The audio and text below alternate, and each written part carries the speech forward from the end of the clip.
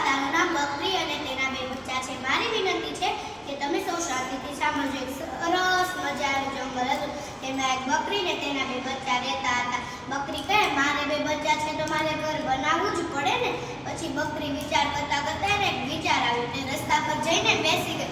ત્યારે જ એક શેરડીના ગાડાવાળો આવ્યો. શેરડીના ગાડાવાળો કહે, બકરી આગે કસ, બકરી આગે કસ. બકરી કહે, બકરી તારી માં ને બકરી તારી બેન. બકરી બકરી શું કરશો? બકરી બહેન નથી કહેવાતું.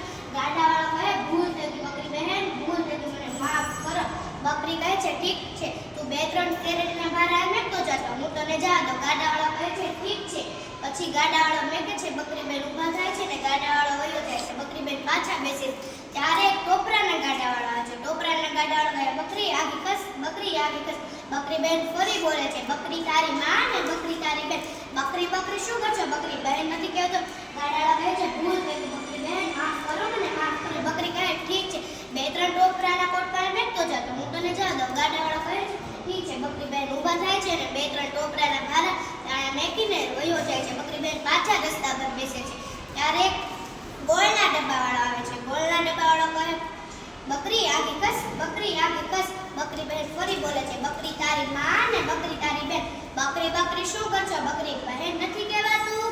પછી ગાડાવાળો કહે, ભૂલ થઈ ગઈ બકરી બહેન, ભૂલ થઈ ગઈ, મને માફ કરો. બકરી કહે, ઠીક છે, તું બે ત્રણ આયા ગોળના ડબ્બા મેકતો જાતો, હું તને જવા દઉં. બકરી પાછી ઊભી થાય છે ને ગાડાવાળો ગોળના ડબ્બા આયા મેકી દે છે. પછી બધું સામાન લઈને બકરી પોતાનું ઘર બનાવે છે. ગોળ કેરી ભીતરની કરે છે. શેરી કેરા ડાટા ઊભા રાખે છે ને ટોપરાથી ઘરના છાયા બનાવે છે. પછી બચ્ચાને કહે છે, ગોળ કેરી ભીતરડી ને શેરી કેરા ડાટા ટોપરીએ ઘર છાયા, બચ્ચા ચાલો ઘરમાં જઈએ.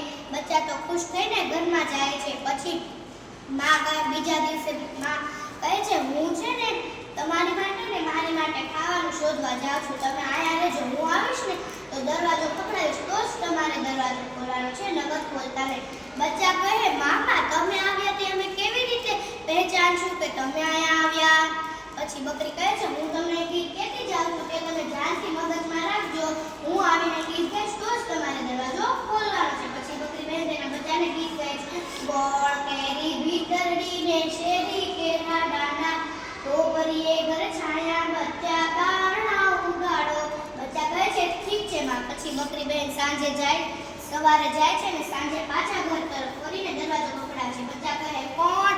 બકરી બહેન, ગોળ કેરી ભીતરડી ને શેરી કેરા ડાંડા ટોપરીએ ઘર છાયા, બચ્ચા બારણા ઉગાડો. બચ્ચા તો બારણા ઉગાડીને તેની માને રેત કરે છે. બીજા દિવસે બકરી બહેન પાછા ફરે છે.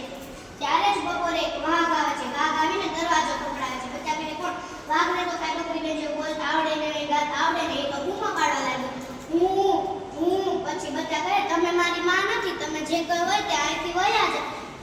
પછી વાઘે સાંભળીને વયો જાય છે. સાંજે બકરી બહેન પાછા ફરે છે ને દરવાજો પકડાવે છે. બચ્ચા કહે, કોણ? બકરી બહેન, ગોળ કેરી ભીતરડી ને શેરી કેરા ડાંડા ટોપરીએ ઘર છાયા, બચ્ચા બારણા ઉગાડો. બચ્ચા બારણા ઉગાડીને તેની માને ભેટ કરે છે. પછી ત્રીજા દિવસે બકરી બહેન પાછા ફરે છે. વાઘ આવે છે. વાઘ દરવાજો પકડાવા જાય છે. ત્યારે જ એને વિચાર આવે છે કે મારા પંજાથી તે મને ઓળખી જશે. તો બાજુમાં રાત પડી હતી, ત્યાંથી વાઘ તેના પગ ધોળા કરીને દરવાજો પકડાવે છે. બચ્ચા કહે, કોણ? પછી વાઘભાઈ બોલે છે, ગોળ કેરી ભીતરડી ને શેરી કેરા ડાંડા ટોપરીએ ઘર છાયા, બચ્ચા બારણા ઉગાડો. બચ્ચાને થાય છે કે મારી માં આવી, તે તો બારણા ઉગાડે. ત્યાં તો નામ વાઘભાઈ હોય છે. વાઘભાઈ તેના બચ્ચાને ખાઈ જાય છે. પછી બકરી બહેન સાંજે ઘર તરફ ફરે છે. પોતાનું ઘર ખુલ્લું અને બચ્ચા નહીં એ જોઈને તો શોક થઈ જાય છે. વસ્તુ આ વાર્તામાંથી